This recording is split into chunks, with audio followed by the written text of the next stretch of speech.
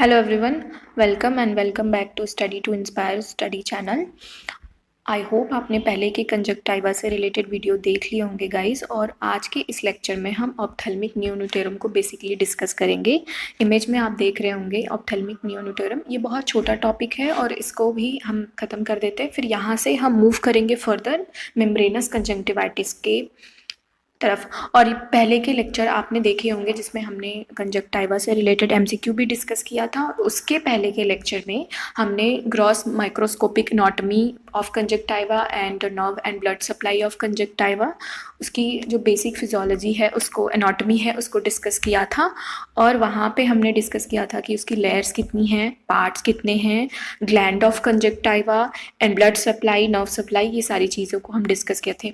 फिर फर्दर के लेक्चर में आपने देखा होगा कि डिजीजेज ऑफ कंजक्टाइवा स्टार्ट हुई थी, जिसमें हमने पुरलेंट, माइक्रोपुरलेंट, इन सारे कंजक्टिवाइटिस को डिस्कस कर लिया। और बेसिकली आपको ये ध्यान रखना है कि how to differentiate between bacterial conjunctivitis and viral conjunctivitis और एलर्जिक कंजक्टिवाइटिस, जो कि हमारे एक ऑप्टोमेट्रिस्ट के लिए एक मेन पोर्शन है कि वो कैसे डिफ्रेंशिएट करता है और फर्दर ट्रीटमेंट के लिए कैसे पेशेंट को रेफ़र करता है किसी डॉक्टर के पास। क्योंकि प्राइमरी पेशेंट जो है आपके पास आ सकते हैं और लोकल में भी आपको लोग मिल सकते हैं कि देखो आँख लाल हो गई है, इसको कैसे दे, कोई दवा दे दो। तो आपको पता होना चाहिए कि इसमें कौन सी दवाई हमें देनी है, नहीं देनी है, हमें किस डॉक्टर को रेफ़र करना है और उसे क्या हुआ है, ये आप उसे अच्छी तरह से समझा पाएँ।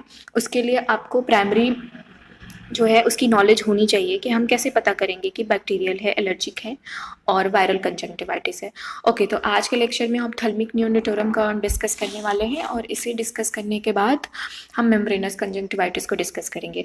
और सबसे पहले एक इम्पॉर्टेंट आपके लिए इन्फॉर्मेशन ये है कि इस वीडियो के नीचे डिस्क्रिप्शन में आपको व्हाट्सएप ग्रुप का एंड टेलीग्राम ग्रुप का लिंक प्रोवाइड करा दिया है, मैंने जनरेट कर दिया है, तो आप उस पर ज्वाइन हो जाइए। वहाँ हम इस चैनल से फ्यूचर में अपकमिंग जितनी भी इन्फॉर्मेशन है वो, और exam related update and question practice notes, PPT, जितनी भी तरह की चीज़ें हैं वो सारी चीज़ें डिस्कस करेंगे। वहाँ पे आप ग्रुप में ये ध्यान रखना है कि आप आपस में डिस्कशन कर सकते हैं अपनी जॉब प्रोफाइल और फर्दर।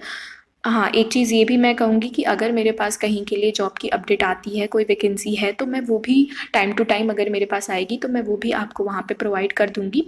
और ये याद ध्यान रखना है आपको कि कोई भी अनयूज़फुल चीज़ उस ग्रुप में डिस्कस नहीं करनी है। Related to job, related to optometry और रिलेटेड टू सब्जेक्ट ही डिस्कस करना है, और किसी तरह की कोई इस तरह की चीज़ें नहीं होनी चाहिए जो कि टॉलरेबल नहीं है, तो आपको ब्लॉक या फिर एग्जिट भी कर दिया जाएगा उस ग्रुप से। इस बात का ध्यान रखेंगे। और एक रिक्वेस्ट है कि जो लोग एग्ज़ाम से रिलेटेड हैं, जो लोग ऑप्टोमेट्री फील्ड से रिलेटेड हैं, वही इस ग्रुप को ज्वाइन करेंगे, क्योंकि बाकी लोगों के लिए ये ग्रुप यूज़फुल नहीं होगा जो जनरल इन्फॉर्मेशन के लिए इस चैनल पे जुड़े हुए हैं। Okay, so without a delay let get started. हम अपने टॉपिक को डिस्कस करते हैं। तो as you can see on the screen कि ऑप्थेल्मिक नियोनोथोरम को हम डिस्कस कर रहे हैं, और यहाँ पे एक न्यूबॉर्न चाइल्ड है जिसकी दोनों आँखों में ये इन्फेक्शन हो रखा है, और वो उसकी आँखें पूरी तरह से जो पस है, म्यूकस है, उससे पूरी तरह से ढक चुकी हैं और क्लोज हो चुकी हैं। ओके, तो हम मूव करते हैं। अब यहाँ पर डिस्कस करने के बाद अब देखिए इसकी डेफिनेशन की बात कर ली जाए। डेफिनेशन है डिफाइन एज अ म्यूकोइड, म्यूकोपुरलेंट या पुरलेंट डिस्चार्ज। इसमें हर तरह की डिस्चार्ज आपको देखने को मिल सकते हैं। म्यूकोइड हो सकता है और म्यूकोपुरलेंट भी हो सकता है डिस्चार्ज, एंड पुरलेंट डिस्चार्ज भी हो सकता है। और प्रिवेंटिव डिजीज़ है, कंपेरेटिवली रेयर नाउ अडेज। रेयर क्यों हो गई है? क्योंकि अब अगर हम अवेयर हो जाते हैं किसी चीज़ को लेके, तो हमारे पब्लिक में अवेयरनेस आ जाती है, तो वो डिज़ीज़ ऐसे भी क्योर हो जाती है, क्योंकि हमको पता चल जाता है उसके रोकथाम के तरीके क्या हैं और वो फैल कैसे रही है। तो इन सब की नॉलेज होने के बाद अब हम ये डिज़ीज़ नाउ अडेज कंपेयर टू पहले अब ये रेयर हो गई है, बहुत कम पाई जाती है। प्रिवेंटिव डिजीज़ है, यानी कि इसकी रोकथाम पॉसिबल है।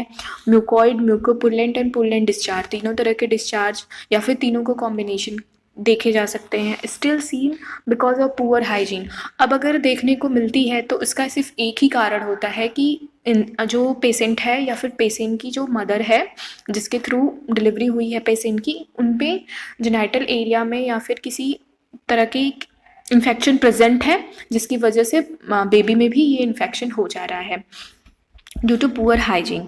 ओके, तो अब हम डिस्कस करेंगे एटियोलॉजी के बारे में। तो इटियोलॉजी इस बैक्टीरिया की क्या है, तो इसके लिए रिस्पॉन्सिबल, इटियोलॉजी यानी उत्पत्ति, किस चीज़ से ये, किस बैक्टीरिया से ये जो डिजीज़ है पर्टिकुलरली ये पैदा हो रही है। तो पुरलेंट गोनोकोकस बैक्टीरिया जो है कि मेन रिस्पॉन्सिबल है, फिर नाइजीरिया गुनेरिया जो है, ये दोनों बैक्टीरिया जो है मेन रिस्पॉन्सिबल है। अदर बैक्टीरिया भी इसके साथ कॉम्बिनेशन में माइल्ड इन्फेक्शन के लिए रिस्पॉन्सिबल हो सकते हैं, जैसे कि यहाँ पे दिया हुआ है chlamydia, oculogenitalis and streptococcus, staphylococcus and chlamydia trachomatis.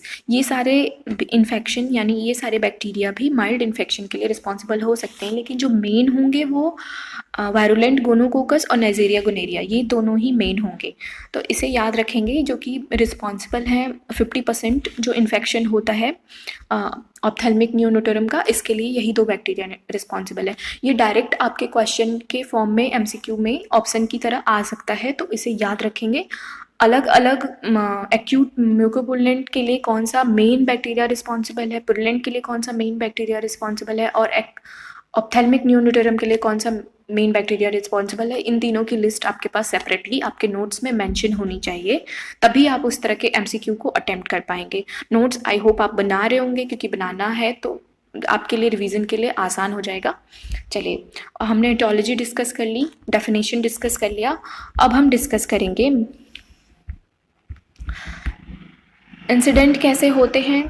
Mainly देखिए, जब ये बैक्टीरिया होता है तो बायलेटरली होता है यूजुअली, यूनिलेटरल बहुत कम पाया जाता है। जब भी इसके ज़्यादातर केसेस देखे गए हैं बायलेटरली। अब बायलेटरली का सिंपल मीन है यानी कि दोनों आई इन्फेक्टेड होगी पेशेंट की। It's commonly occur in a newborn due to maternal infection. जैसा कि हमने पहले भी बताया कि अगर ये रेयर कंडीशन में पाया जा रहा है और अगर पाया भी जा रहा है तो कॉमनली होता है न्यूबॉर्न बेबीज़ में due to maternal infection. Maternal यानी मदर को इन्फेक्शन है बर्थ कैनाल में या फिर जेनाइटल एरिया में, जिसकी वजह से ये ट्रांसमिट होके बच्चे में भी आ जा रहा है। ओके, तो अब हम डिस्कस करने वाले हैं सिम्टम्स को। Any discharge from baby 1 week.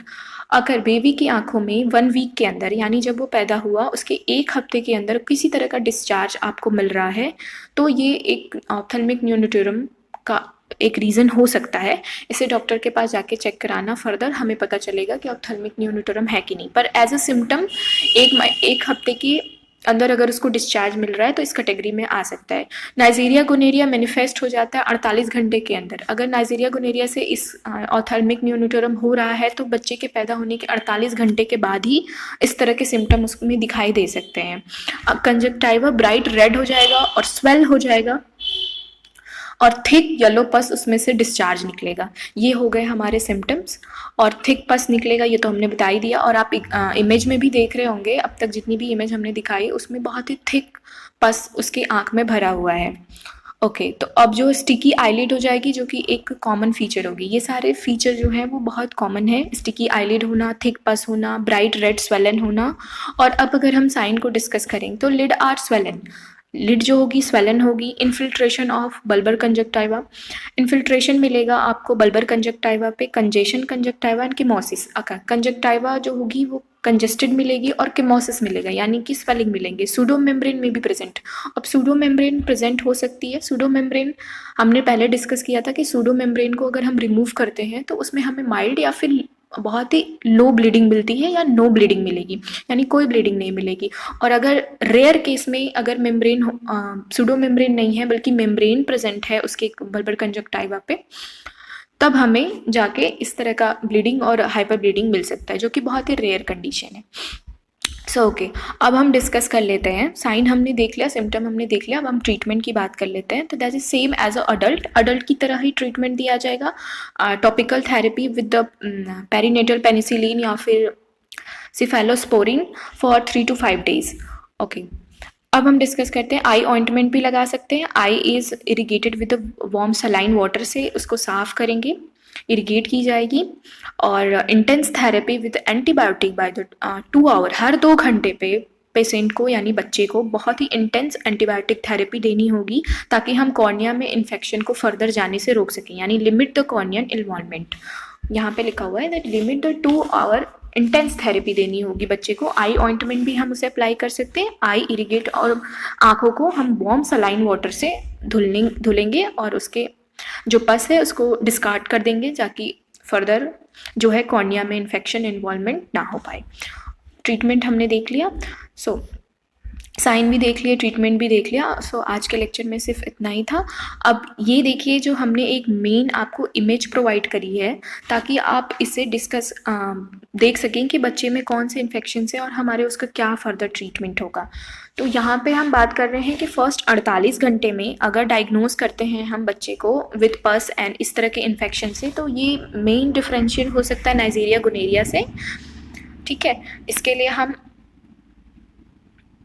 Injection और जेंटामाइसिन की drop and bacitracin eye drop ointment चलाएंगे। और जब हम 48 और 72 घंटे में, तो अदर बैक्टीरिया भी इसके लिए रिस्पॉन्सिबल हो सकते हैं, जिसमें नियोमाइसिन, मेट्रासिन eye drop, bacitracin eye drop and gentamicin and tobramycin, इस तरह की ड्रॉप चलाई जाएगी। इसी तरह 5 to 7 डेज एंड 1 वीक में डिफ्रेंशिएट करेंगे कि हम किस वायरस से बच्चे को हो रहा है और कितने दिन पैदा होने के बाद ये इन्फेक्शन हमने डायग्नोज किया, उसी तरह से फर्दर उसके ट्रीटमेंट करेंगे। 5 to 7 डेज में HSV यानी हर्पीस सिम्प्लेक्स वायरस भी हो सकता है। ठीक है, जिसमें हमें बहुत तरह की acyclovir 3% of eye ointment and systemic acyclovir for the systemic involvement in consulted with the consult करना हमें पड़ेगा पेडिट्रियन से, यानी बच्चे के डॉक्टर से हमें कंसल्ट करना पड़ेगा इसके लिए। एंड 1 वीक जो है क्लेमाइडिया ट्रैकोमैटिस का हम की वजह से इन्फेक्शन हो सकता है। अगर 1 वीक के बाद आता है तो इसका हम इसी के अकॉर्डिंग फर्दर ट्रीटमेंट करेंगे। ओके, चलिए, तो आज के लेक्चर में सिर्फ इतना ही था और प्रोफाइलेक्सिस इसके डिस्कस कर लेते हैं लास्ट में जाने से पहले। द एस्पेक्ट जो aseptic delivery using the gloves and the sterile technique. Okay, जब हम डॉक्टर को ध्यान रखना होता है प्रोफाइलेक्सिस यानी इसके बचाव क्या हैं, तो हमें इस तरह की डिलीवरी जब भी डॉक्टर कराते हैं तो उन्हें स्टेराइल ग्लव्स यानी कि डिलीवरी से पहले स्टेराइल ग्लव्स का यूज़ करना चाहिए और प्रॉपर एनीनेटल केयर प्रोवाइड होनी चाहिए। If mother is suspected to have a gonococcal chlamydial infection then 1% tetracycline and erythromycin ointment should be applied. Okay, अगर हम सस्पेक्ट करते हैं कि मदर को भी गोनोकोकल या क्लेमाइडियल इन्फेक्शन है तो 1% टेट्रासाइक्लिन और erythromycin ointment should be applied. इन दोनों को अप्लाइड करके हम पहले मदर को ट्रीट करेंगे ताकि इसका फर्दर इन्फेक्शन बच्चे में ना पहुँच पाए। तो आज के लिए सिर्फ इतना ही। इसके नोट्स बना लीजिए, रिवाइज कर लीजिए and thank you so much.